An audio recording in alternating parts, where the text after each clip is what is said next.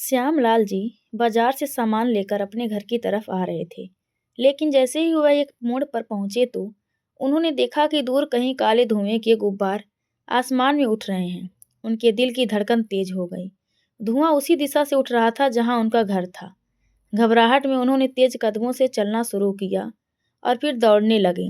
हर कदम के साथ उनका दिल डूबता जा रहा था। और जब वह अपने घर पहुंचे तो उन्होंने जो देखा उसकी कल्पना भी नहीं की जा सकती थी। उनका घर आग की लपटों में जल रहा था। श्यामलाल जी ने दहाड़े मारते हुए सामान वहीं फेंका और अपनी पत्नी शारदा जी को पुकारते हुए अंदर की तरफ दौड़ने लगे। तभी वहां खड़े बाकी लोगों ने उन्हें वहीं रोक लिया और श्यामलाल जी को समझाते हुए कहा, भाई श्यामू, खुद को संभालो। अब तुम्हारी शारदा इस दुनिया में नहीं रही। वह इसी आग के अंदर जलकर भस्म हो चुकी हैं। यह तुम कैसी बातें कर रहे हो? मेरी पत्नी अंदर है, वह मुझे छोड़कर नहीं जा सकती। सब लोग उन्हें सांत्वना दे रहे थे, पर श्यामलाल जी उनकी बात सुनने को तैयार ही नहीं थे। दमकल कर्मी आग बुझाने की पूरी कोशिश कर रहे थे, लेकिन नुकसान पहले से ही हो चुका था। वह घर जो उनका सुकून और सरल स्थली था, अब वो राख के ढेर में तब्दील हो चुका था। बस कुछ जलते हुए मलबे बाकी थे। श्यामलाल जी का रो रो कर बुरा हाल हो रहा था। थोड़ी देर बाद वो बेहोश होकर वहीं गिर गए। आस पड़ोस के लोग उन्हें अस्पताल लेकर गए और उनके बेटे बहू को फोन करके सूचना दे दी। बेटे बहू ऐसी दुखदाई घटना सुनकर खुद को रोक ना पाए और सीधे अस्पताल पहुंच गए। अपने बाबूजी की हालात देखकर बेटा सुमित और बहू प्रिया दोनों जोर जोर से दहाड़े मारकर रोने लगे। तभी पास खड़े उनके पड़ोसी अंकल रमेश जी ने सांत्वना देते हुए कहा, बेटा शांत हो जाओ और शुक्र करो भगवान का कि तुम्हारे पिता एकदम ठीक हैं, वरना तुम्हारी माँ के साथ साथ रमेश जी का इतना बोलना हुआ। तभी सुमित और प्रिया जोर जोर से रोते हुए बोले, ये तुम क्या बोल रहे हो अंकल? साफ साफ बताओ ना, मेरी माँ को क्या हुआ है? कहीं दिखाई भी नहीं दे रही, वरना उनको तो बाबूजी के साथ होना चाहिए था। रमेश जी कुछ बोलते इससे पहले ही डॉक्टर ने आकर कहा कि श्यामलाल जी को होश आ गया है। इतना सुनते ही दोनों बेटे बहू दौड़कर श्यामलाल जी के पास आए और उन्हें बैठा देखकर कहने लगे, बाबूजी आप ठीक हैं? और माँ कहाँ है? माँ कहीं दिखाई नहीं दे रही, उन्हें तो आपके साथ होना चाहिए था। इतना सुनते ही श्यामलाल जी खुद को रोक ना पाए और जोर जोर से रोते हुए कहने लगे, बेटा सुमित, तुम्हारी माँ इस दुनिया में नहीं रही, वो भी घर के साथ साथ उसी आग में जलकर राख हो चुकी हैं। इतना सुनना था कि बेटे बहू जोर जोर से दहाड़े मारकर रोने लगे। बाबूजी आप यह क्या बोल रहे हो? ऐसा कैसे हो सकता है? माँ घर में अकेली क्या कर रही थी? आप कहाँ गए थे? और घर में आग कैसे लग गई? सुमित एक ही राग में बोलते जा रहा था तो श्यामलाल जी बोले, बेटा यह तो मुझे भी नहीं पता कि आग कैसे लगी है। ये बात तो तुम्हारी माँ ही जानती होगी। और अब वो इस दुनिया में नहीं रही। उसके अंतिम क्षणों में भी मैं उसके पास नहीं था। पता नहीं कितनी दुख पाई होगी शारदा, कहकर श्यामलाल जी फूट फूट कर रोने लगे। तो बेटे बहू उन्हें सांत्वना देते हुए कहने लगे, चुप हो जाइए बाबूजी, आखिर होनी को कौन टाल सकता है? घर में आग लगने का तो बस एक ही कारण हो सकता है माँ किचन में खाना बनाने गई हो और सिलेंडर फट गया हो। पता नहीं बेटा, सुबह का नाश्ता करके मैं भी सब्जी और बाकी का राशन लाने के लिए बाजार गया था, तो रास्ते में मुझे किसी दोस्त ने रोक लिया, वरना मैं भी अगर टाइम से घर आ जाता तो क्या पता तुम्हारी माँ को बचा लेता। घर चलकर देखते हैं आखिर क्या हुआ है, बेटे सुमित ने कहा। तो श्यामलाल जी बोले, बेटा घर कहाँ बचा है? घर तो जलकर राख हो चुका है। दोनों बेटे बहू श्यामलाल जी को लेकर घर आ गए। घर आकर देखा तो घर एक खंडहर में तब्दील हो चुका था।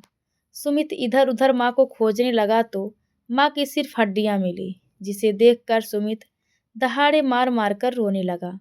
माँ, मैं तो आपका दाह संस्कार भी अच्छे से नहीं कर पाऊंगा। जैसे तैसे माँ की थोड़ी बहुत हड्डियां बची थी, उनका दाह संस्कार किया और माँ का पूरा क्रियाक्रम करने के बाद सुमित बाबूजी को लेकर शहर आ गया। श्यामलाल जी बेटे बहू के पास शहर आ तो गए थे, पर उनका मन अभी भी गांव में ही अटका हुआ था। दिन रात अपनी पत्नी शारदा जी को याद करते रहते और आंसू बहाते रहते कि कैसे हम दोनों पति पत्नी घर के आंगन में बैठकर चाय पीते थे। बेटे बहू बहू के घर आकर उन्हें एक अजनबी जैसा महसूस हो रहा था। प्रिया ने उनके लिए एक अलग कमरा तैयार किया था, नया आरामदायक बिस्तर और सुरुचिपूर्ण पर्दों के साथ, ताकि वह सहज महसूस कर सके। लेकिन उनकी आत्मा में जो खालीपन था वह इतना विशाल था कि इन छोटे छोटे प्यार भरे संकेतों से वो भी उभर नहीं पा रहे थे। समय बीतने के साथ साथ श्यामलाल जी खुद को बेटे बहू से दूर करने लगे थे। बेटे के घर का हर कोना उन्हें यह याद दिलाता कि अब उनका अपना कोई स्थान नहीं रहा। अक्सर खिड़की के बाहर देखते रहते, जहाँ सुमित का बगीचा फल फूल रहा था, लेकिन उन्हें उस सुंदरता का कोई आनंद महसूस नहीं होता था। फूलों के रंग, पक्षियों की चहचहाट, सब कुछ फीका लगने लगा। दिन बीतते रहे और उनके लिए हर दिन बस यह दर्दनाक यादों की कड़ी थी कि उन्होंने क्या खो दिया है। अब श्यामलाल जी को उनका अपना भविष्य बोझ जैसा लगने लगा था। एक शाम जब उन्होंने अपनी बहू प्रिया को बगीचे में पौधों को पानी देते हुए देखा, तो उनके मन में एक विचार ने जगह बना ली, जो पिछले कई दिनों से उन्हें परेशान कर रहा था। वह नहीं चाहते थे कि वह अपने बेटे बहू के लिए एक बोझ बन जाएं। भले ही उन्होंने कभी कुछ कहा नहीं था, लेकिन श्यामलाल जी जानते थे कि उनकी उपस्थिति बेटे बहू की दिनचर्या में एक रुकावट डाल रही है। उन्हें ऐसा लगने लगा जैसे वह उनकी जिंदगी में एक बाहरी व्यक्ति हो। आखिरकार एक दिन भारी मन से श्यामलाल जी ने अपने बेटे सुमित से बात की कि बेटा सुमित, अब मैं चाहता हूँ कि मैं वृद्धा आश्रम चला जाऊं, क्योंकि मेरे लिए वृद्धा आश्रम जाना ही सही रहेगा। उन्होंने दृढ़ स्वर में कहा कि बेटा, मैं नहीं चाहता कि मैं तुम्हारे ऊपर बोझ बन जाऊं। मुझे पता है कि तुम लोग मुझसे प्यार करते हो, लेकिन मुझे ऐसा लगने लगा है कि मैं तुम्हारी जिंदगी में बाधा डाल रहा हूँ। वृद्धा आश्रम में मेरे जैसे और भी लोग होंगे और तुम लोग अपने जीवन को बिना मेरी चिंता के आगे बढ़ सकोगे। सुमित ने अविश्वास से अपने पिता की ओर देखा और उन्हें विश्वास दिलाया कि वह उनके लिए ना तो पहले कभी बोझ थे और ना ही आगे कभी बोझ होंगे। उनको कहीं जाने की जरूरत नहीं है। पर श्यामलाल जी वृद्धा आश्रम जाने की जिद पकड़कर बैठे थे। प्रिया की आंखों में आंसू आ गए जब उसने सुना कि बाबूजी उनके जीवन से दूर जाना चाहते हैं। उनके लिए श्यामलाल जी की उपस्थिति कोई रुकावट नहीं थी, बल्कि उनका एक आशीर्वाद था। बेटा और बहू ने उन्हें प्यार भरे शब्दों से बहुत समझाने की कोशिश की, लेकिन श्यामलाल जी ने अपना मन बना लिया था। उनके दिल में यह दृढ़ विश्वास था कि उनके आत्मसम्मान और शांति को पाने का एकमात्र तरीका यही है कि वह खुद को पीछे खींच ले और एक ऐसी जगह की तलाश करे जहां वह किसी और की जिंदगी में खलल न डालें। जितनी तकलीफ उन्हें इस निर्णय से हो रही थी, उतना ही वो ये मान चुके थे कि वृद्धा आश्रम में अपने जैसे लोगों के बीच, जहां सभी के पास साझा करने के लिए एक समान कहानियां होंगी, वो एक अधिक सम्मानजनक और शांतिपूर्ण जीवन पा सकेंगे। जहां एक और उन्हें इस बात से सुकून मिल रहा था कि अब वो अपने बेटे सुमित और बहू प्रिया के लिए बोझ नहीं बनेंगी, वहीं दूसरी ओर उन्हें इस बात का डर था कि उन्हें अपनी बाकी जिंदगी अजनबियों के बीच बितानी पड़ेगी, एक ऐसी जगह पर जो कभी उनका घर नहीं बन सकेगा। वह जानते थे कि यह फैसला उनके बेटे और बहू के लिए कितना दुखदाई होगा, लेकिन जब भी उन्होंने इसके बारे में सोचा, हर बार उनका नतीजा वही रहा। उनके पास और कोई रास्ता नहीं था। रातें लंबी और बेआराम होती जा रही थीं। जब वह बिस्तर पर लेटे हुए सोचते कि आगे क्या होगा, वह खुद को एक छोटे ठंडे कमरे में बैठे हुए देखते, जहाँ कुछ ही फर्नीचर होते और उनके पास ऐसी कोई चीज़ नहीं होती जो उन्हें उनके जीवन की सबसे प्यारी यादों से जोड़ सके। लेकिन बोझ बनने का डर उनके अकेलेपन के दर्द से कहीं बड़ा था। फिर वो दिन आ ही गया जब उन्हें जाना था। उस दिन श्यामलाल जी सुबह जल्दी उठ गए। पिछली रात उन्हें बिल्कुल भी नींद नहीं आई थी। कांपते हाथों से उन्होंने अपने बचे हुए सामान को पुराने सूटकेस में रखना शुरू किया। उनकी पत्नी की एक तस्वीर जिसे उन्होंने एक फ्रेम में रखा था, एक शर्ट जिसे वह खास मौके पर पहनते थे, जो शारदा जी ने उन्हें लाकर दी थी। सामान पैक करके श्यामलाल जी जब सीढ़ियों से नीचे उतर रहे थे, तो उनके सीने में एक भारीपन था।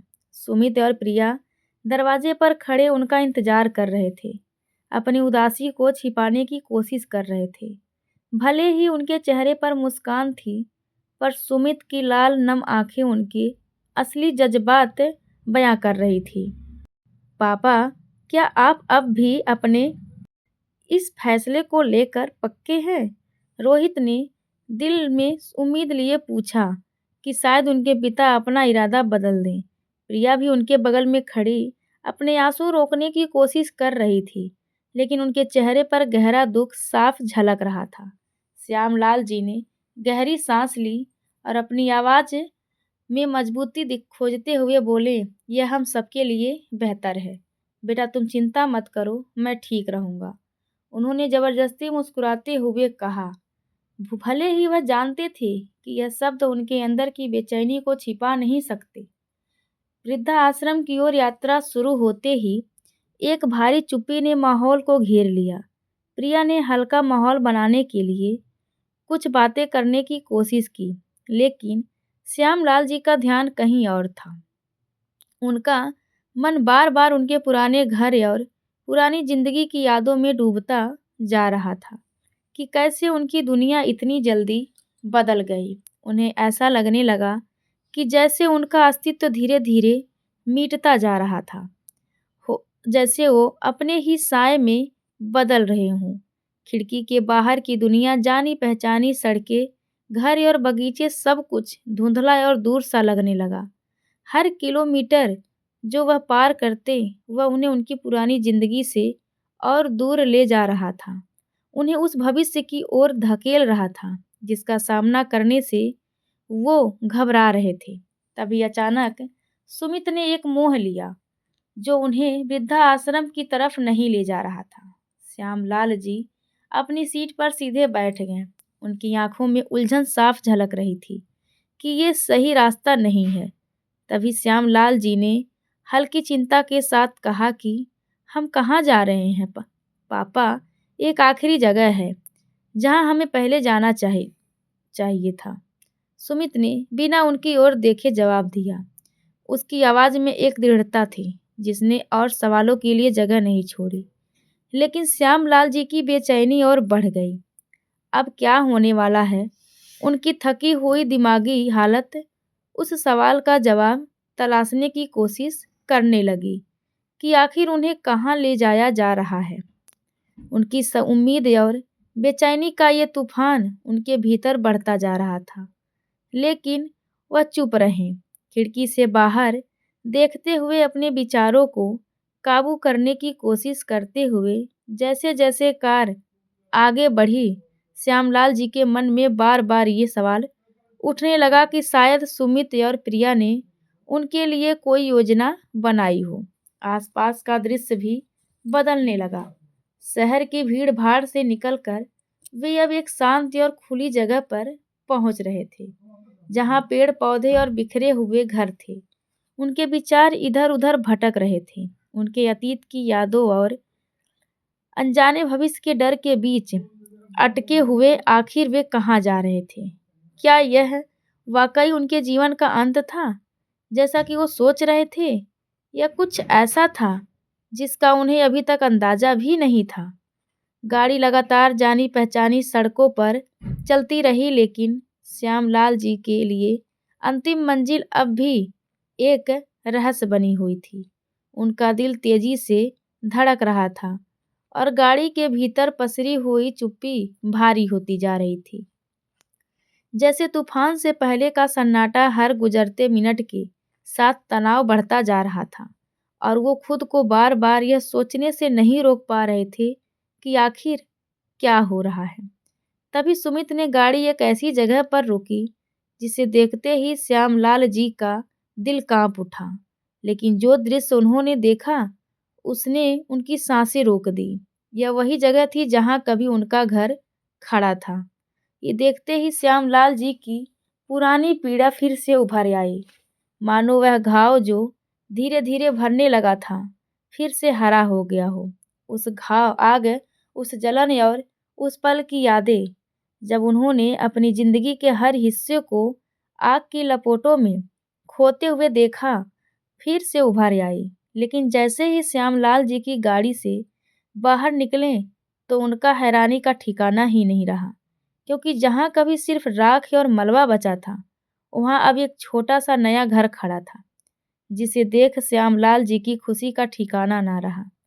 उन्होंने सुमित और प्रिया के चेहरे की तरफ देखते हुए कहा, बेटा, यह सब क्या है? तभी सुमित ने कहा, पापा, आपने यह सोच भी कैसे लिया कि हम आपको अकेले वृद्धा आश्रम जाने देंगे? हम नहीं चाहते थे कि आप खुद को छोड़ दिया हुआ महसूस करें या सोचें कि आप हम पर बोझ बन गए हैं। इसीलिए आपका कोई अंतिम फैसला लेने से पहले हम चाहते थे कि आप अपने नए घर को देखें। श्यामलाल जी धीरे धीरे कदम बढ़ाते हुए उस छोटे घर की ओर चले। उनके पैर थोड़े कांप रहे थे। उन्होंने उस नए घर को ध्यान से देखा।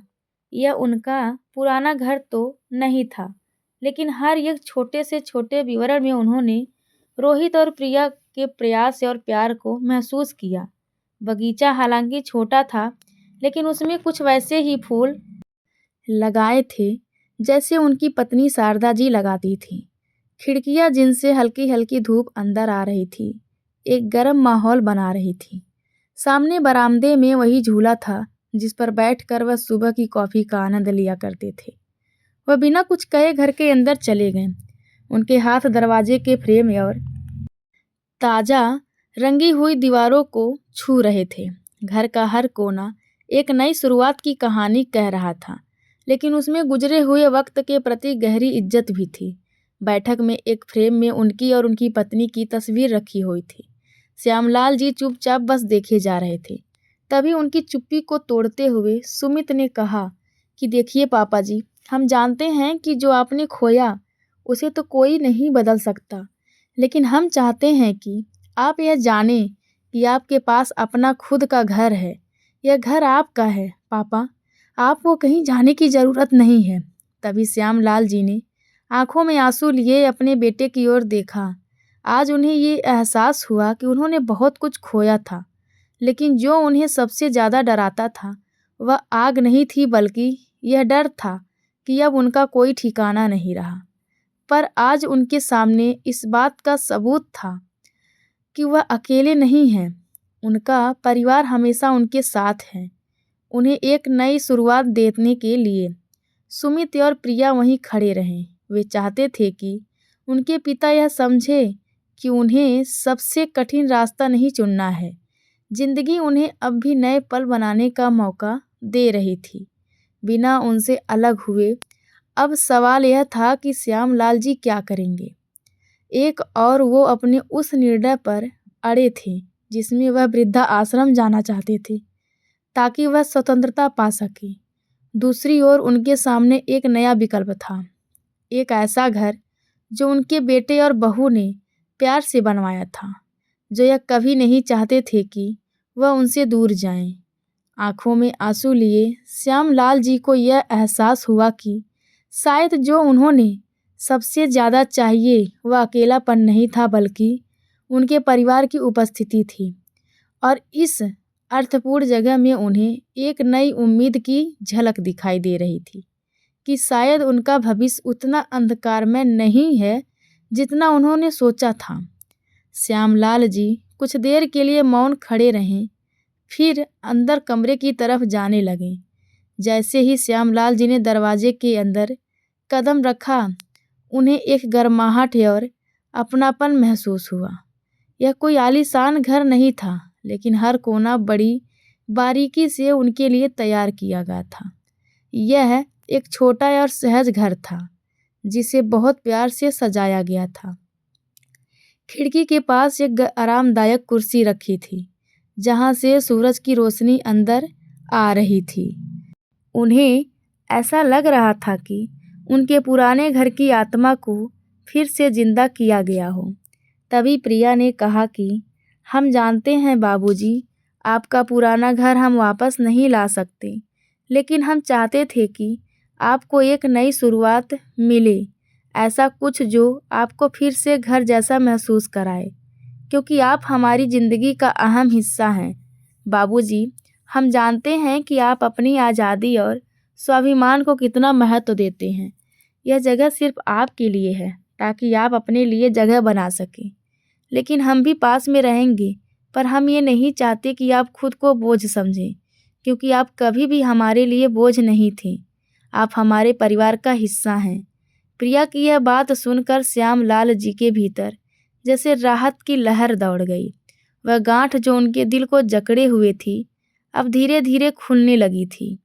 जिस बोझ को वह महसूस कर रहे थे, वह धीरे धीरे गायब हो रहा था और उसकी जगह आभार और सुकून मिल रहा था। उनके बेटे और बहू ने जो प्यार और देखभाल दिखाई थी, वह उनके दिल को छू गई थी। श्यामलाल जी उस छोटे से घर के पीछे बने बरामदे की ओर बढ़ रहे, जहाँ पहले से ही एक छोटा सा बगीचा तैयार था। वहाँ उन्होंने देखा कि बगीचे के उपकरण पहले से रखे हुए थे और फूलों को लगाने के लिए ज़मीन तैयार थी।